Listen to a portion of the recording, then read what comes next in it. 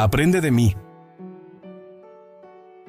En una pequeña casa en Manchester, Nueva York, Martin Harris se encontraba en un momento de gran angustia.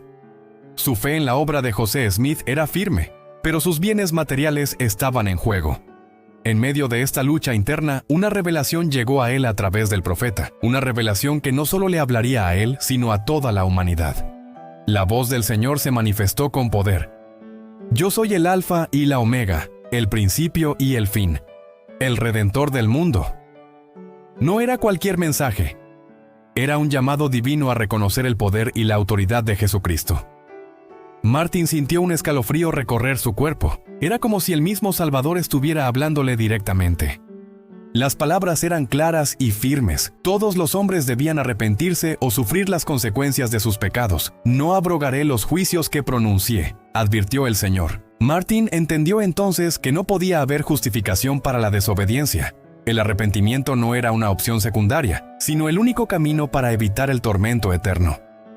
Pero luego vino una aclaración que dejó a Martin asombrado. Castigo eterno es castigo de Dios, explicó la voz celestial. Castigo sin fin es castigo de Dios. El Señor no estaba diciendo que el sufrimiento nunca terminaría, sino que su castigo era llamado sin fin, porque provenía de un Dios eterno. Esta revelación le permitió comprender algo que hasta entonces había sido un misterio. Dios no se deleita en el sufrimiento de sus hijos, sino que les da la oportunidad de evitarlo mediante el arrepentimiento. Entonces, la revelación alcanzó su punto más impactante. Jesús describió su propio sufrimiento en Getsemaní, el cual había soportado por toda la humanidad, padecimiento que hizo que yo, el mayor de todos, temblara a causa del dolor y sangrara por cada poro y padeciera, tanto en el cuerpo como en el espíritu. Martin no podía contener las lágrimas. El Salvador había sufrido más allá de la comprensión humana para que nosotros no tuviéramos que hacerlo. El mensaje era claro. Si los hombres se arrepentían, podrían ser liberados de ese sufrimiento.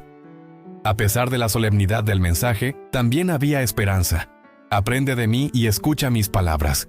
Camina en la mansedumbre de mi espíritu y en mí tendrás paz. La promesa era poderosa. Si Martin confiaba en el Señor, hallaría descanso en su alma. Y entonces llegó el mandato específico. Debía usar sus bienes para imprimir el Libro de Mormón y no permitir que sus preocupaciones materiales eclipsaran su misión espiritual.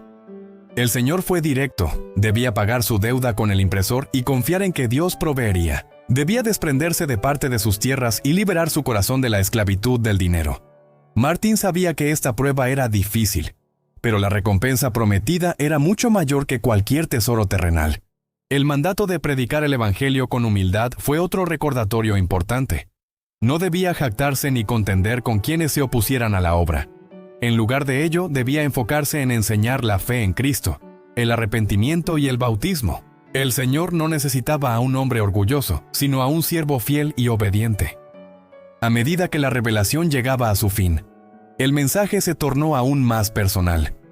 Ora siempre, y derramaré mi espíritu sobre ti, y grande será tu bendición. Martin comprendió que la clave para recibir las bendiciones del Señor era la oración constante y una actitud de humildad. El Señor lo estaba llamando a confiar en Él plenamente, a caminar con fe y a dejar atrás sus temores terrenales. La última pregunta de la revelación resonó profundamente en el corazón de Martin. ¿Puedes leer esto sin regocijarte y sin que se exalte tu corazón de alegría? En ese momento entendió que esta no era una carga, sino una bendición.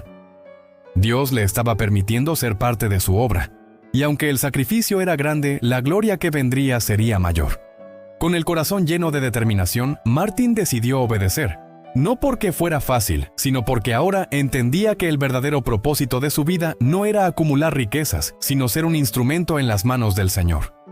La historia de Martin Harris y la revelación en Doctrina y Convenios 19 nos deja enseñanzas profundas que podemos aplicar en nuestra vida diaria. Primero, nos recuerda que el arrepentimiento es un don y una oportunidad, no un castigo. Todos fallamos, pero gracias a la expiación de Jesucristo, podemos ser limpiados y renovados.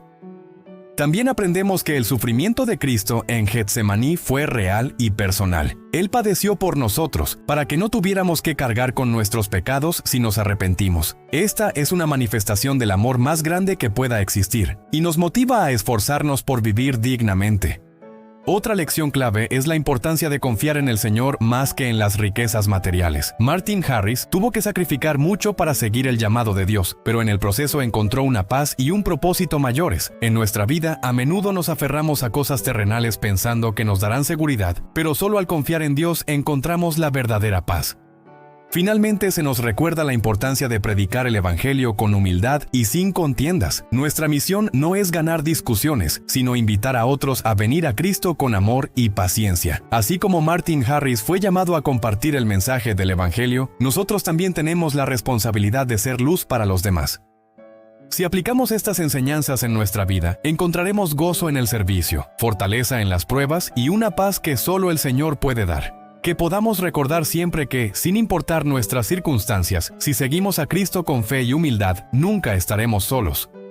¿Qué enseñanza de esta historia sobre el sacrificio de Cristo y el arrepentimiento tocó más tu corazón y cómo puedes aplicarla en tu vida? Déjanos tu respuesta en los comentarios.